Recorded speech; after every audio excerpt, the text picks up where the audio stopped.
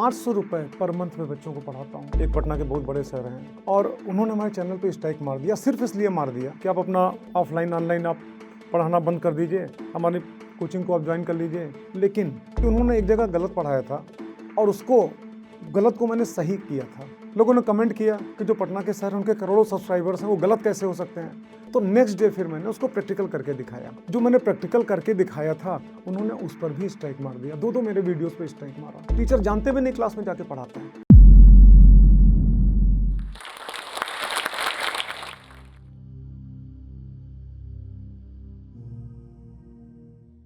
मेरा नाम पंकज कुमार श्रीवास्तव, जिसे लोग पंकज सर के नाम से जानते हैं। अभी हाल ही में हमारे channel physics bye Pankaj sir पर 1 मिलियन सब्सक्राइबर पूरे हुए। अब तो ऐसा महसूस होता है कि जैसे मैं एक मिनी सेलिब्रिटी बन चुका हूँ। कहीं भी निकलता हूँ तो निश्चित रूप से कोई ना कोई साथ में दिखता है और आता है, फ़ोटो खिंचवाता है साथ में, अच्छा लगता है। कहीं स्टूडेंट्स गुजर रहे होते हैं तो घेर लेते हैं। आज इस जोश टॉक के मंच पर मैं इसलिए आया हूँ आपको बताने कि पंकज कुमार श्रीवास्तव से पंकज सर कैसे बने, ये सफ़रनामा कैसा रहा। यूपी का एक बहुत छोटा सा जिला श्रावस्ती, हालांकि प्रसिद्ध जिला है, गौतम बुद्ध की नगरी है। और वहाँ पे एक बहुत छोटा सा गांव जहाँ पे मेरा जन्म हुआ 10 नवंबर 1970 को। फादर हमारे गवर्नमेंट जॉब में थे, तो उनके जॉब की वजह से बस 2-3 सालों में हमको पास का एक डिस्ट्रिक्ट है गोंडा, जहाँ पे हमारे परिवार को शिफ्ट होना पड़ा। 11 साल तक हम लोग एक रेंट के मकान पे, किराए के मकान में रहते थे। आसपास की आबादी बहुत अच्छी नहीं थी, पढ़ने वाले बच्चे नहीं थे, तो मदर भी घर से बहुत कम ही बाहर निकलने देती थी। बस आमने सामने 2-4 बच्चे थे, वही हमारे फ्रेंड सर्कल में थे। और फादर की जॉब ऐसी थी कि उनकी जो सैलरी थी, अगर आपको कहें तो यकीन नहीं होगा, 70 रुपये पर मंथ पे उन्होंने अपनी जॉब शुरू की थी। तो खाने की कोई दिक्कत नहीं थी, पहनने की कोई दिक्कत नहीं थी, लेकिन एक अपना बाल मन था कि भाई जो भौतिक संसाधन है सभी के घरों में है, अपने घर में भी होना चाहिए, कैसे उपलब्ध हो।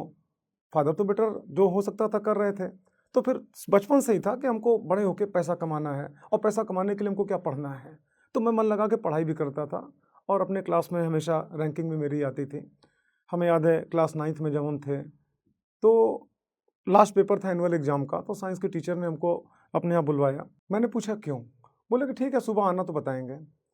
मैं उनके घर पे गया। अच्छा, उनका बेटा भी हमारे साथ पढ़ता था। जब मैं उनके घर पे गया तो उन्होंने हमारी क्लास की 9th की एनुअल एग्जाम की कॉपी का पूरा बंडल सामने रखा और उसमें हमारी अपने बेटे की कॉपी निकाल के उन्होंने अलग कर ली कि इसको मैं चेक करूंगा, बाकी पूरे स्कूल की कॉपी तुम लोग चेक करो। खैर बचपना था, बहुत अच्छा लगा। पूरे स्कूल की कॉपी हम लोगों ने मिलकर चेक करी और उसी बीच में मैंने उनके बेटे की भी कॉपी चेक कर दी। 2-3 जगह जहाँ पे गलतियाँ थी मैंने उसको सही किया, करेक्शन किया, और नंबर जहाँ काटना था नंबर काटा और मैंने कॉपी चेक कर दी। लेकिन बाद में जानकारी मिली कि जहाँ पे नंबर काटा था उन्होंने उस पर भी नंबर दे के अपने बेटे को और उस क्लास में साइंस में टॉप करा दिया। पहली बार मैंने शिक्षा पे परिवारवाद को हावी होते हुए देखा। फिर सेकेंड ईयर का 12th का एग्जाम था। मेरे पास जो बुक थी, ये पुरानी, हमको 3-4 साल पुरानी किताब मिल गई थी, उसी से मैंने तैयारी करी। और उस समय इंटरनेट भी नहीं था, जो बुक में दिया बस वही सिलेबस हम लोग समझते थे। जब बोर्ड के एग्जाम में बैठा तो 2 क्वेश्चन उसमें ऐसे थे जो हमारी बुक में थे ही नहीं। पहले तो एक बात दिमाग में आया कि हो सकता है कि सिलेबस से बाहर का आ गया हो, लेकिन बाद में फिर लगा कि बोर्ड के एग्जाम में सिलेबस के बाहर का तो नहीं आएगा। तो ऐसी कंडीशन में जब बाद में मैंने पता किया तो जानकारी मिली कि जो बुक मेरे पास थी वो पुरानी किताब थी और सिलेबस 2 साल पहले ही चेंज हुआ है। अगर लेटेस्ट बुक मेरे पास होती तो फिजिक्स में नंबर कुछ और ज़्यादा ही होता मेरे पास। तो इंटरमीडिएट के तुरंत बाद फिर मैंने अपने शहर में ही, आपका जो एकमात्र डिग्री कॉलेज था, वहाँ पे मैंने एडमिशन लिया। तो मजबूरी थी, या तो मैं शहर छोड़ता, जो कि संभव नहीं था। तो फिर लगा कि अब घर का, परिवार का बड़ा होने के नाते बड़े बेटे की जिम्मेदारी निभाने का समय आ गया है, हमको भी कुछ करना चाहिए। हमारे एक मित्र थे, वो घरों में जाके अपना ट्यूशन पढ़ाते थे। तो मैंने उनसे कहा कि भाई मैं इंटरमीडिएट को मैं फिजिक्स और मैथ पढ़ा सकता हूँ, आपकी जानकारी में अगर कहीं कोई बेहतर व्यवस्था होगी तो आप हमको बताना। उन्होंने एक शहर से दूर एक कोचिंग का उन्होंने नाम बताया। वहाँ पर जब मैं पहुँचा तो 2 लोग वहाँ बैठे हुए थे। एक टीचर थे, उन्होंने अपने आप को एमएससी केमिस्ट्री बताया। एक दूसरे टीचर थे, उन्होंने अपने आप को एमएससी मैथ बताया। हमको भी लगा हमारे सीनियर्स हैं, हमने तो अभी ग्रेजुएशन का एग्ज़ाम दिया है, अभी रिजल्ट निकला है। तो उन्होंने 2-4 क्वेश्चन पूछे और अगले दिन से कहा कि ठीक है आप आइए। अगले दिन मैं गया उनके पढ़ाने के लिए। क्लास में केवल 5 बच्चे थे और जो केमिस्ट्री से जिन्होंने एमएससी बताया था वो अंदर जाके अपना क्लास पढ़ाने लगे इंटर की। उन्होंने बच्चों को लिखाया, एक केमिस्ट्री का पोर्शन है क्वांटम नंबर। उन्होंने लिखा है क्वांटम नंबर 3 प्रकार के होते हैं। मैं भी अजीब पसोपेश में कि अभी मैंने पढ़ा, हम तो जानते हैं क्वांटम नंबर 4 प्रकार का होता है। और उन्होंने पढ़ा कि क्वांटम नंबर 3 प्रकार के होते हैं। तो जितनी देर मैं चाय पीता रहा, मन में उथल-पुथल चलती रही कि अगला एमएससी है, मैं अभी बीएससी करके निकला हूँ, अगला गलत कैसे हो सकता है? फिर लगा कि नहीं, पक्का अगला गलत है। लेकिन उसके बाद मैं उस कोचिंग में फिर नहीं गया। और ये समस्या केवल वहीं उसी कोचिंग की नहीं थी। हिंदुस्तान में तमामों ऐसी कोचिंग है जहाँ पे हम देखते हैं टीचर जानते भी नहीं क्लास में जाके पढ़ाते हैं। अक्सर तो देखा कि एक ही टीचर कई सब्जेक्ट पढ़ा रहा है। एक पटना के बहुत बड़े सर हैं, उन्होंने हमारे चैनल पर स्ट्राइक मार दिया, सिर्फ इसलिए मार दिया कि उन्होंने एक जगह गलत पढ़ाया था और उसको गलत को मैंने सही किया था। उतने नाराज हुए कि उन्होंने चैनल पे हमारा स्ट्राइक मार दिया। देखो, पंकज से मैं पंकज सर जरूर बन गया, लेकिन अपने सिद्धांत से मैंने समझौता कभी नहीं किया। 1990 में कोचिंग में छोड़ के चला था केवल गलत पढ़ाने के लिए। अगर कोई गलत पढ़ाता है तो उसको मैं बर्दाश्त नहीं कर पाता हूँ। बच्चों तक सही जानकारी होनी चाहिए, सही सूचना पहुँचनी चाहिए। लोगों ने कमेंट किया कि जो पटना के सर हैं, उनके करोड़ों सब्सक्राइबर्स हैं, वो गलत कैसे हो सकते हैं? तो नेक्स्ट डे फिर मैंने उसको प्रैक्टिकल करके दिखाया, और ऐसी कंडीशन में जो मैंने प्रैक्टिकल करके दिखाया था, उन्होंने उस पर भी स्ट्राइक मार दिया। दो मेरे वीडियोस पे स्ट्राइक मारा। एक टीचर के लिए बात शोभा नहीं देती। गलतियां हमसे भी हो सकती हैं। एक जमाना था मेरे पास बुक नहीं थी, और बुक ना होने की वजह मेरे 2 क्वेश्चन छूट गए, नुकसान मैंने उठाया ना जानकारी की वजह से। तो उसी प्रकार से गलत जानकारी किसी बच्चे के पास जाएगी, गलत इन्फॉर्मेशन जाएगा, तो बच्चा तो अपना लॉस करेगा। तो जो बच्चे क्लास में 5 बच्चे थे, उसी में से एक बच्चे की अचानक रास्ते में लगभग 1 हफ्ते बाद मुलाकात हुई। बच्चा दौड़ता हुआ हमारे पास आया कि सर आप वहाँ पे नहीं आते हैं, हम आपसे पढ़ना चाहते हैं। तो बताया बेटा वहाँ पे जा पाना मेरा मुश्किल होगा। तो कहा नहीं सर, हम पढ़ेंगे, आप ही से पढ़ेंगे। तो हमने कहा देखो बेटा, ऐसा अकेले पढ़ाएंगे नहीं, 2-3 बच्चे साथ में हो जाओ, तुम पढ़ा देंगे। ये घटना 1990 की चल रही। अब हमारे सामने एक समस्या, जिन 11 सालों में किराए के मकान पे था, उसके बाद फादर को गवर्नमेंट क्वार्टर मिल गया हमको वहाँ पे, और जिसमें केवल 2 कमरे थे, एक बरामदा था और सामने कुछ ज़मीनें पड़ी हुई थी जिसमें कुछ पेड़ ओड़ लगे हुए थे। तो उस बच्चे को हम पढ़ाएं कहाँ? घर वैसे ही रहने भर का नहीं था कि पढ़ा सकते थे, और फाइनेंशियल पोजीशन ऐसी थी नहीं कि हम अलग से कोई रूम अफोर्ड कर पाते या फर्नीचर की अरेंज कर पाते। अचानक दिमाग में आया कि सामने एक बड़ा सा एक अमरूद का पेड़ था, उसके नीचे 6-7 लोग चेयर लगा के बैठ सकते थे, इतना बड़ा पेड़ था। तो लगा चलो यहीं शुरुआत करते हैं। बच्चे को टाइम दिया, ठीक है बेटा तुम कल से आना। अगले दिन सुबह में जल्दी उठा, पेड़ के नीचे झाड़ू लेके मैंने सफाई करी, जो पत्ती वहाँ पे टूट के गिरी हुई थी, सूखी पत्तियाँ, उसको किनारे किया, जलाया ताकि मच्छर न लगे। फिर अंदर से कुछ चेयर थी पुरानी, उसको ला के रखा और बच्चों को पढ़ाना शुरू किया। उसके बाद फिर संख्या धीरे धीरे बढ़ती गई, और फिर अपनी तरफ से भी मैंने प्रयास करना शुरू किया कि बच्चों की संख्या कैसे बढ़े, क्योंकि फाइनेंशियल पोजीशन बहुत अच्छी नहीं थी, तो कैसे लोग जान पाए कि मैं पढ़ाता हूँ। तो उस समय मैं सुबह पढ़ाता था, शाम को पढ़ाता था, और दोपहर में मैं खाली रहता था।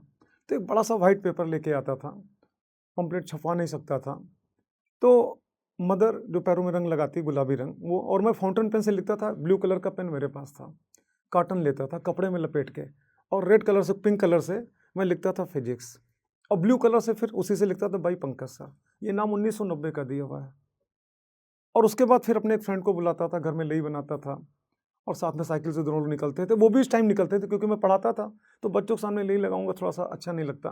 तो जब कॉलेज में छुट्टी हो जाए, उसके बाद निकलता था अपने घर से, अपने फ्रेंड को लेता था, और फिर कॉलेज में जाके बाहर, और जो पोस्टर हमने अपने हाथ से तैयार किया उसको फिर पीछे लेई लगा के, और 2-4 पोस्टर लगभग हर कॉलेज में लगाता था। और बच्चे जो आए वो फिर एक बार वापस नहीं गए हमसे, और इस प्रकार से संख्या बढ़ती गई। और स्थिति ये बनी कि मैं 3 बैच सुबह और 3 बैच शाम को पढ़ाता था। मैं सुबह 4 बजे उठता था, मेरा रूटीन शामिल हो गया था, बन गया था कि मैं अमरूद के पेड़ के नीचे डेली सुबह 4 बजे उठ के मैं पहला काम झाड़ू लगाता था, दूसरा काम फर्नीचर बाहर निकालता था, एक 200 वाट का बल्ब लटकाया हुआ था, जो कि सिंबल था बच्चों के आने के लिए कि सर पढ़ाएंगे कि नहीं पढ़ाएंगे। बल्ब जल रहा तो पढ़ाएंगे, नहीं जल रहा तो नहीं पढ़ाएंगे। पानी बरस गया उस समय तो फिर पढ़ाने की कोई बात ही नहीं, अमरूद के पेड़ के नीचे कहाँ क्लास चलेगी, बच्चे आते ही नहीं थे। इस प्रकार से क्लास चलती थी। और उसी के साथ साथ क्योंकि एमएससी हमारे शहर में नहीं था, फिर भी था कि कुछ ना कुछ करना चाहिए, क्योंकि जो भी हमारे क्लासेस चलते थे वो सुबह 5 से 6, 6 से 7, 7 से 8, और उसके बाद फिर शाम को फिर 3 से 4, 4 से 5, 5 से 6, इसके बीच में नहीं, क्योंकि जो भी बच्चे थे सब कॉलेज के बच्चे थे, और सारे कॉलेज इसी टाइम लगते थे, तो इस के बीच में बच्चे आ नहीं सकते थे। फिर लगा कि भाई एमएससी यहाँ पे है नहीं, तो कुछ करना चाहिए। हमारे शहर में वहाँ पे पॉलिटेक्निक स्कूल था, गवर्नमेंट पॉलिटेक्निक था, तो हुआ कि क्यों ना इसमें एडमिशन ले लिया जाए। तो 1990 में ही मैंने उसका फॉर्म भरा, और स्टेट लेवल पे उसका एंट्रेंस एग्जाम होता है, मैंने एग्जाम दिया, तो हमको अपना ही डिस्ट्रिक्ट गोंडा मिला, और जो मेरा पहला चॉइस था इलेक्ट्रिकल इंजीनियरिंग, वही हमको मिला। मैंने 91 में फिर एडमिशन लिया डिप्लोमा फर्स्ट ईयर में इलेक्ट्रिकल इंजीनियरिंग में, और कॉलेज जाना नहीं होता था, इसलिए कि जो वहाँ पढ़ाया जाता था वो मैं यहाँ सुबह शाम घर में बच्चों को पढ़ाता था। तब तक जो क्लास हमारी अमरूद के पेड़ के नीचे चलती थी, पिताजी ने फिर मकान बनवाना शुरू कर दिया और 2 कमरे और एक बरामदा इतना बन के तैयार हुआ। 2 कमरे पिताजी ने किराए पे उठा दिया, एक बरामदा था। तो उस बरामदे में मैंने पढ़ाना शुरू कर दिया 94 से, 1994 से। यानी अमरूद के क्लास से हमको 3 साल के बाद हमको निजात मिल गई, एक बरामदा मिल गया जिसमें मैं पढ़ाता था। टाइमिंग वही सुबह 5 से 6, 6 से 7, 7 से 8, फिर शाम को 3 से 4, 4 से 5, 5 से 6। एक बच्चा पढ़ने आता था। हमारे शहर से लगभग 28-30 किलोमीटर की दूरी पर एक जगह है, वहाँ से पढ़ने आता था, डेली साइकिल से आता था। एक दिन जब मैं 5 बजे पढ़ाने पहुँचा अपने क्लास में, तो अगल-बगल जो किराएदार थे उन्होंने बताया कि ये लड़का तो सुबह 4 बजे से बाहर खड़ा हुआ है। तो हमने पूछा, बेटा ऐसा क्यों? तो उसने बताया, सर हमारे पास घड़ी नहीं है। मैंने पूछा, फादर क्या करते हैं? तो फादर किसी इंटर कॉलेज में शायद मतलब वैसे ही लोअर पोस्ट पे थे वो। तो दया लगी और उस दिन भी हमको एहसास हुआ कि केवल मैं संघर्ष नहीं कर रहा, मैं केवल स्ट्रगल नहीं कर रहा, बल्कि मेरे जो बच्चे पढ़ने वाले बच्चे वो भी स्ट्रगल करके हमसे पढ़ने के लिए आते हैं। उस समय मेरी फीस बहुत ज़्यादा नहीं थी, 60 रुपये पर मंथ पे मैं बच्चों को पढ़ाता था। फिर भी मैंने घड़ी की व्यवस्था की, उस बच्चे को मैंने दिया और साथ ही स्वेटर इत्यादि भी था, उसको भी मैंने दिया। मैंने एक और ध्यान दिया कि उसके यहाँ पे पेपर रखा हुआ था, तो मैंने पूछा, पेपर यहाँ पे क्यों? तो बोला, सर इतनी दूर से साइकिल चला के आते हैं, जब अंदर रख देते तो ठंड थोड़ा कम लगती है, तो स्वेटर की भी व्यवस्था कराई। इस प्रकार से केवल मैंने नहीं, हमारे हमसे पढ़ने वाले बच्चों ने भी स्ट्रगल किया है और वो अच्छे अच्छे पोस्ट पर हैं। तो 95 में मैंने फिर कॉन्ट्रैक्टरशिप का वर्क शुरू किया कि सुबह शाम मैं पढ़ाऊँगा और जो बाकी बीच का समय है मैं कॉन्ट्रैक्टरशिप का वर्क करूँगा, जिसको आप ठेकेदारी कहते हो। मतलब कि कॉन्ट्रैक्ट पे वर्क लेके और क्वालिटी के साथ उसको पूरा कराना। अच्छी मार्जिन उसमें थी, अच्छा पैसा भी मिलता था उसमें। उस समय कोचिंग से जितनी मेरी अर्निंग होती थी, 5 से 10 गुना कहीं ज़्यादा अर्निंग हमारी कॉन्ट्रैक्टरशिप के वर्क से होती थी। मैंने 5 साल मैंने कॉन्ट्रैक्टरशिप का वर्क किया। लेकिन उस दौरान मुझको लगा कि जिन बच्चों को मैं सुबह शाम पढ़ाता हूँ, जो बच्चों को मैं दे रहा हूँ, वो बेहतर नहीं दे पा रहा हूँ, क्योंकि ज़्यादा समय हमको कॉन्ट्रैक्टरशिप के वर्क में भी देना पड़ता था। तो बच्चों के साथ नाइंसाफ़ी ना हो, मैंने कॉन्ट्रैक्टरशिप का वर्क मैंने छोड़ दिया 2000 में, ज़्यादा अर्निंग होने के बावजूद भी। फिर 97 में शादी हुई, फिर बच्चे हुए। उसके बाद स्ट्रगल इस बात का शुरू हुआ कि जो अभाव मैंने झेला, वो अभाव हमारे बच्चे ना झेलें। और इसके लिए मैं मेहनत करता रहा, बैच पे बैच में लगातार बढ़ाता रहा और अच्छी अर्निंग भी मैंने करी। और एक समय ऐसा था कि मेरे पास एक नहीं बल्कि 3-3 गाड़ियाँ मेरे पास थीं और बच्चों के लिए भी मैं बच्चों की पढ़ाई को ध्यान में रख के मैंने इतनी अर्निंग कर ली थी कि मेरे बच्चे कहीं भी कोई भी कोर्स अगर ज्वाइन करेंगे तो पैसा उनके पढ़ाई में दिक्कत नहीं आएगी। और मैं सभी से कहना चाहूँगा कि भले 2 रोटी आप कम खाओ, लेकिन बच्चों को ज़रूर पढ़ाओ, क्योंकि जो बच्चे आज के हैं वो कल देश का भविष्य हैं। आप अपने बच्चों को अगर आप सुधार लोगे तो निश्चित रूप से देश का भविष्य आप बना रहे हो। देश के भविष्य को बनाने में आपका सबसे बड़ा योगदान होगा, अपने बच्चे को आप पढ़ा लिखा के और सभ्य बना दो। यही काम मैंने भी किया था।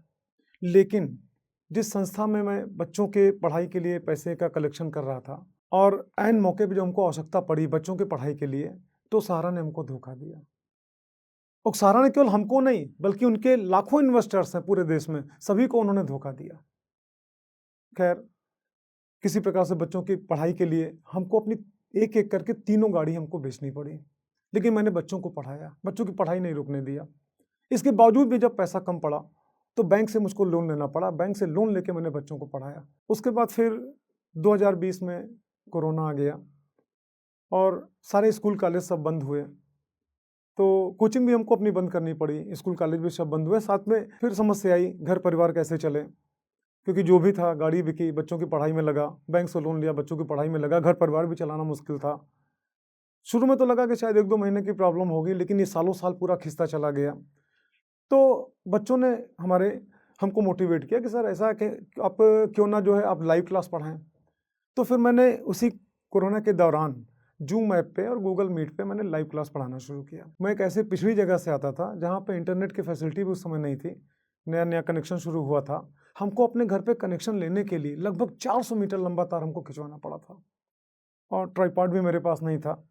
तो बुक, मोटी-मोटी फिजिक्स की बुक रख के और फिर सामने एडजस्ट करके, मोबाइल को एडजस्ट करके और शुरू में वीडियो बनाना मैंने शुरू किया। आपने देखा होगा शुरू की वीडियो में उतनी अच्छी क्वालिटी हमारे वीडियो में नहीं थी और धीरे-धीरे जानकारी भी मिलती गई, फैसिलिटी बढ़ती गई, फिर ट्राइपॉड मैंने मंगवाया और फिर वीडियो बनाना शुरू किया।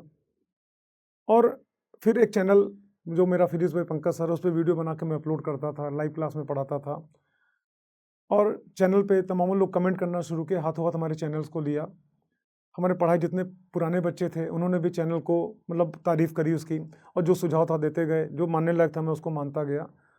और इस प्रकार से संख्या लगातार बढ़ते बढ़ते अब तो लाइव क्लास पढ़ाने के लिए मैंने एक दूसरा चैनल बनाया, पंकज सर लेक्चर्स के नाम पे, जिसमें मैं लाइव क्लास लेता हूँ। और मेरा एक मानना है कि जो शिक्षा पद्धति चल रही है कि बच्चों को सिलेबस पकड़ा दिया, रट लो, रट्टा मार लो, एग्जाम में इसी में से आएगा, पढ़ लेना, इस सिद्धांत के मैं बिल्कुल खिलाफ हूँ। अक्सर टीचर जैसे लेंस पढ़ाते हैं, बता दिया लेंस यहाँ रहेगा तो ऐसा इमेज बनेगा, यहाँ रहेगा ऐसा इमेज रहेगा। अरे आप ऐसा क्यों बताते हो? एक तो लेंस रखो सामने, बच्चों को यहाँ पे ऑब्जेक्ट यहाँ पे रखो और सामने करके आप उसको दिखाओ। एक बार आप करके दिखाओगे, बच्चा जिंदगी भर उसको याद रहेगा, कभी वो भूलेगा नहीं। केवल थ्योरी पढ़ा के आप बच्चे को पढ़ा के केवल क्लास आप जंप करा सकते हो, लेकिन बच्चे को वो नॉलेज आप नहीं दे सकते हो। और अगर प्रैक्टिकल के माध्यम से बच्चों को समझाया जाए तो निश्चित रूप से बच्चा जिंदगी भर उसको याद रखेगा। और यही काम मैंने करना शुरू किया अपने चैनल पे, रील्स के माध्यम से, शॉर्ट के माध्यम से, एक एक मिनट की शॉर्ट बना के मैं फिजिक्स के सिद्धांत को बच्चों को समझाता हूँ। और जो बच्चा एक बार प्रैक्टिकल के माध्यम से उस सिद्धांत को समझ जाता है, फिर उसको कभी उसको भूलना नहीं है। थ्योरी भी उसको और कायदे से क्लियर आने लगती है। मैं तो लोगों के कमेंट खुद पढ़ता हूँ और जहाँ तक हो सकता है जवाब भी देने की कोशिश करता हूँ, लेकिन कमेंट इतने ज़्यादा होते हैं, सबके जवाब दे भी नहीं मिलते हैं। लेकिन कमेंट में अक्सर हमको कमेंट सुनाई पड़ते हैं, दिखाई पड़ते हैं। कई लोग कहते हैं कि सर मैं साइंस स्ट्रीम से तो नहीं हूँ, लेकिन अगर हमारे ज़माने में आप होते तो आज मैं भी कहीं डॉक्टर या इंजीनियर होता। पढ़ के अच्छा लगता है। 1990 में जब मैंने पढ़ाना शुरू किया था उस समय मेरी फीस थी केवल 60 रुपये। 60 रुपये पर मंथ में मैं बच्चों को पढ़ाता था। आज भी मैं ऑफलाइन पढ़ाता हूँ, 500 रुपये पर मंथ में बच्चों को पढ़ाता हूँ। इतने लंबा सफ़र 33 साल का, और 60 रुपये से केवल 500 रुपये।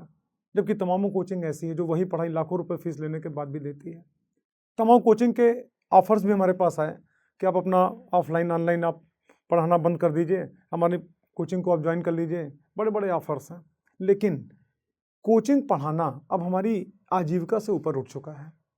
मैं इसको अब सोशल सर्विस के रूप में लेता हूँ और बच्चों के लिए कम से कम मूल्य पर और अधिक से अधिक देने की मैं पूरी चाहत रखता हूँ, कोशिश करता हूँ। और इसी कोशिश के लिए मैंने उन सभी के लाखों लाखों के जो ऑफर्स है उसको भी मैंने ठुकरा दिया और अपने चैनल पर मैं फ्री ऑफ कास्ट में पढ़ाता हूँ। हमारा जो चैनल है उस पर भी नोट्स तक हम एक प्रकार से आपको फ्री अवेलेबल कराते हैं इस समय उस पर। और जोश टॉक के इस मंच के माध्यम से मैं आप सभी को मैसेज देना चाहता हूँ कि कभी भी अपने सिद्धांत से आप समझौता मत करना, जैसे मैंने कभी नहीं किया। 1990 में मैंने कोचिंग छोड़ी थी सिर्फ इसलिए कि गलत पढ़ाया गया था। 95 से और 2000 तक मैंने कॉन्ट्रैक्टरशिप का वर्क किया, ज़्यादा अर्निंग थी, और फिर भी मैंने इसलिए छोड़ दिया कि मैं बच्चों के लिए और बेहतर कर पाऊँ। और अभी आपने देखा हाल ही में चैनल पे स्ट्राइक मार देने की नौबत आई, मारी भी गई, लेकिन मैंने समझौता कभी नहीं किया। तो जो गलत है वो गलत है, गलत का साथ कभी मत देना और अपने सिद्धांत अपना बनाओ, अपना कैलिबर देखते हुए आप सिद्धांत बनाओ, सिद्धांत पे हमेशा चलते रहो, निश्चित रूप से सफलता मिलेगी। थोड़ा सा पेशेंस और धैर्य रखने की आवश्यकता है। और इसी के साथ आप सभी ने हमको धैर्यपूर्वक सुना, इसके लिए बहुत बहुत धन्यवाद आपका।